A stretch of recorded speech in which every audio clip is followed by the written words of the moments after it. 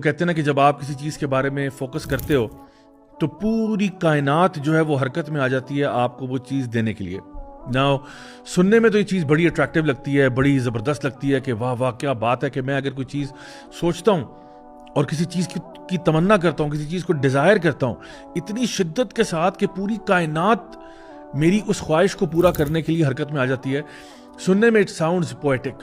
But reality में I am sorry to से ये सिर्फ एक मिथ ही है। जब आप ये कहते हो कि जी लॉ ऑफ अट्रैक्शन या manifestation, if you manifest it will happen,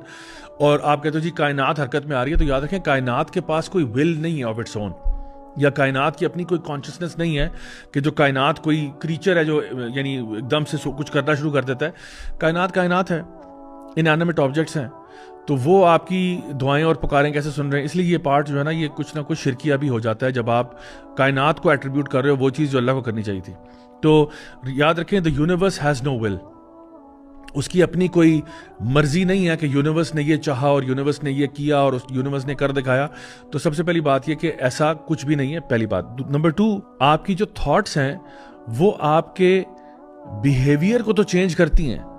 लेकिन रियलिटी को चेंज नहीं करती। यानी फॉर एग्जाम्पल वो कहते हैं if you can dream it you can do it, या that makes sense, because if you can dream it then you will be motivated enough to work towards it and probably you can achieve your goals, right. तो इस एतबार से तो ठीक है बात, लेकिन if you can dream it and it automatically happens, that's not how it works. यानी कि आप अगर ये सोच रहे हैं कि मैं एक चीज़ के बारे में इतना फोकस करूं और वो चीज़ मेरी ज़िंदगी में आ जाए, फॉर एग्जाम्पल मैं पैसा लेना चाहता हूँ, मुझे पैसा चाहिए और मैं फोकस कर रहा हूँ मुझे पैसा चाहिए, तो कायनात मुझे पैसा कहीं से ला दे। हाँ, ये ज़रूर होता है कि फॉर एग्जाम्पल लेट्स से कि कोई ऐसा शख्स है जो फिजिकली फिट होना चाहता है और वो कहता है कि भाई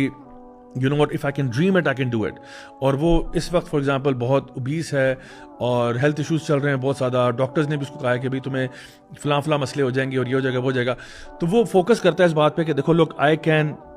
वो विजुलाइज करता है कि I want to get fitter, I want to get more active, और वो चीज़ उसके बिहेवियर को चेंज करती है कि वो क्या करता है,